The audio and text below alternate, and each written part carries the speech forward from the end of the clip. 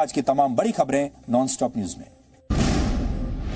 सीमा पर चीन की किसी भी साजिश को नाकाम करने के लिए वायुसेना ने आज लद्दाख में अपनी ताकत दिखाई। अग्रिम एयरबेस के पास एयर ऑपरेशन में सुखोई 30 MKI, MiG-29 लड़ाकू विमान, अपाची हेलीकॉप्टर ने उड़ान भरी। वायुसेना का कहना है कि एयरबेस पर तैनात हर हवाई योद्धा किसी भी तरह की चुनौतियों का सामना करने में सक्षम है और उनका जोश हमेशा हाई है। Every air warrior at this base, and not only this base, across the entire Indian Air Force is fully trained and capable to meet all the challenges. Our josh has always been high and touching the sky with glory. चीन के 59 mobile apps पर ban लगाने के बाद अब mobile app के मामले में भी देश को आत्मनिर्भर बनाने की कोशिशें तेज हो गई हैं। प्रधानमंत्री नरेंद्र मोदी ने ट्वीट किया कि आज मेड इन इंडिया ऐप्स बनाने के लिए तकनीकी और स्टार्टअप समुदाय के बीच अपार उत्साह है। उनके विचारों और प्रोडक्ट्स को बढ़ावा देने के लिए दूरसंचार मंत्रालय और अटल इनोवेशन मिशन दोनों मिलकर एक इनोवेशन चैलेंज शुरू कर रहे हैं।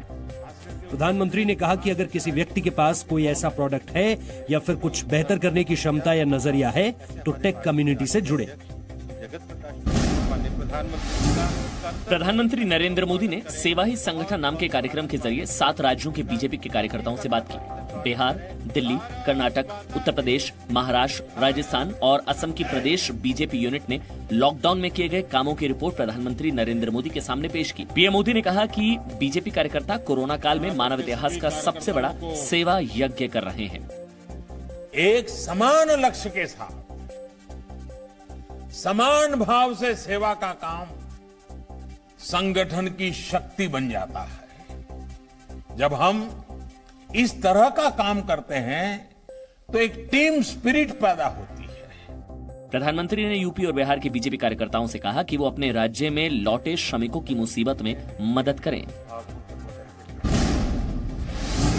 कानपुर में 8 पुलिसकर्मियों की हत्या के आरोपी बदमाश विकास दुबे के घर को पुलिस ने जेसीबी मशीन से गिरा दिया। बदमाश विकास दुबे के घर के अंदर से पुलिस को कई गाड़ियां भी मिली। विकास दुबे और उसके साथियों की तलाश में यूपी एसटीएफ और 40 थानों की पुलिस छापेमारी कर रही है।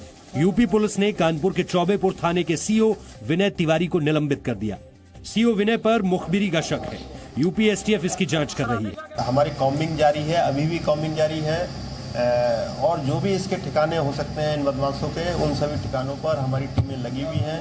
कानपुर जनपद के 40 थानों की फोर्स इस अपराधी को और इसके गैंग के अन्य सदस्यों को पकड़ने के लिए लगातार अपनी दबिशें दे रही है।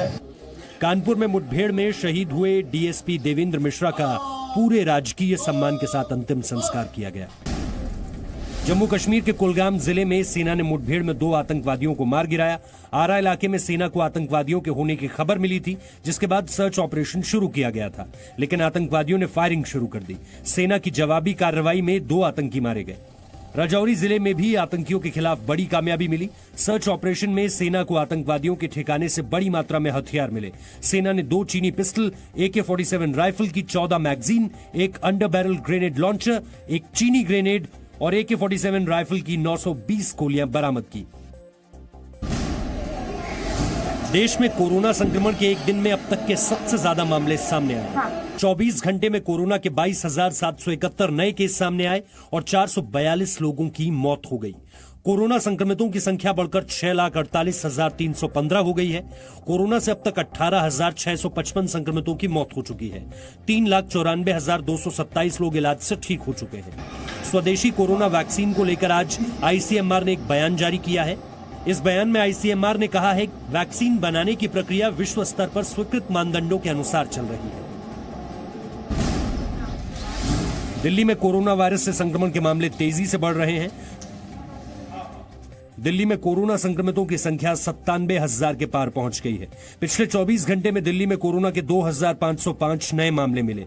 55 मरीजों की मौत हुई, जबकि इलाज से 2,632 लोग ठीक हो गए। दिल्ली में कोरोना से अब तक 3,004 लोगों की मौत हुई है, जबकि 68,256 लोग कोरोना वायरस से ठीक हो चुके हैं। दिल्ली में मरीजों का रिकवरी रेट 70% से ऊपर पहुंच गया है।